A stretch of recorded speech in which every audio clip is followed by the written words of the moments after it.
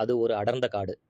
அந்த காட்டில் ஒரு நாயும் ஒரு நரியும் மிகவும் நெருங்கிய நண்பர்களாக வாழ்ந்து வந்தன.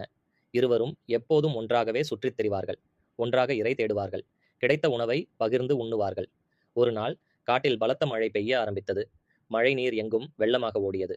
நாயும் நரியும் ஒரு பெரிய மரத்தின் அடியில் நின்று மழையில் நனைந்து குளிரால் நடுங்கிக் கொண்டிருந்தன. சிறிது நேரத்தில் மழையின் வேகம் அதிகரித்தது. காட்டாறு பெரு வெள்ளமாக மாறியது. அந்த வெள்ளத்தில் நாயும் நரியும் அடித்துச் செல்லப்பட்டன.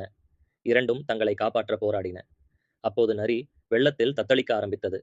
ஆனால் அதை கவனிக்காமல் நாய் அருகில் தெரிந்த கரையை நோக்கி வேகமாக நீந்தியது. சில நேரத்தில் அது பாதுகாப்பாக கரையை அடைந்தது. தனது உடலில் இருந்த நீரை உலுக்கி வெளியேற்றியது. பின்னர் தனது நண்பன் நரியை தேட ஆரம்பித்தது. ஆனால் நரி எங்கும் தெரியவில்லை. கவலையடைந்த நாய் கரையோரமாக ஓடித்து தேடியது.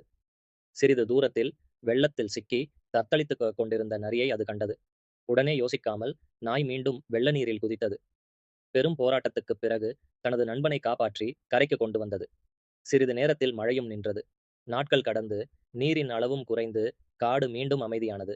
அதன் பிறகு அந்த நாயும் நரியும் மீண்டும் ஒன்றாகவே வாழ்ந்தன. அவர்களின் நட்பு மேலும் வலுவானது. நீதி: உண்மையான நண்பன் ஆபத்தில் கைவிட மாட்டான்.